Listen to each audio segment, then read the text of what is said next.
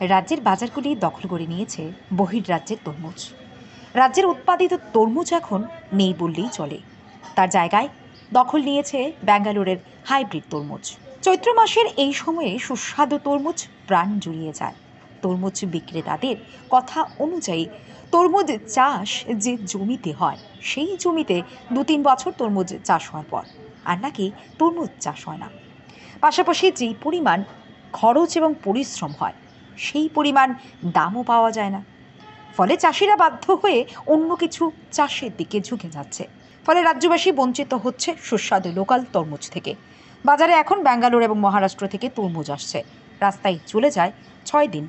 ফলে সেই তাজা ভাবটা রাজ্যে পৌঁছতে আর থাকেই না। তবুও ক্রেতারা দুধের স্বাদ ঘোলে মেটাচ্ছেন। পাইকারি বাজারে বিক্রি হচ্ছে 30 থেকে 32 টাকা দরে, অপরদিকে খোলা বাজারে বিক্রি হচ্ছে 45 থেকে 50 টাকা দরে। দেখা যাচ্ছে কোথাকার তরমুজ এগুলো? বাজারে অ্যাকচুয়ালি যে তরমুজগুলো আপনারা এখন দেখছেন সেগুলো আপনার ব্যাঙ্গালোর থেকে এখানে আসছে। লোকাল তরমুজ কম দেখা যায় কেন এখন? লোকালটা তো দেখুন আজ থেকে 8-10 বছর আগে তখন ছিল, কিন্তু এখন না বরাবর হয়ে গেছে। কারণ এটার একটাই কারণ, আমরা যতটুকু জানি তরমুজটা যেই মাটিতে হয় বা যেই জমিতে হয় সেই জমিতে পরপর 2 বছর বা 3 বছর হওয়ার পরে ওই মাটিতে আর তরমুজটা হয় না। তার দরুন কৃষকরা এটা থেকে লাভবান হয় না দেখে নতুন নতুন জায়গাও সন্ধান করে না, আর এটার দিকে নজরও দেয় না। তাদের অন্য কোনো ফসলের দিকে তারা নজর চলে যায়, তরমুজটার দিকে এত তারা টার্গেট করে না।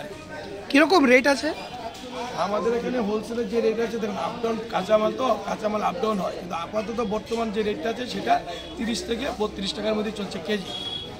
আর খুচরো বাজারে বিক্রি হচ্ছে কত? খুচরো তারা 40-45 এর মধ্যেই আছে।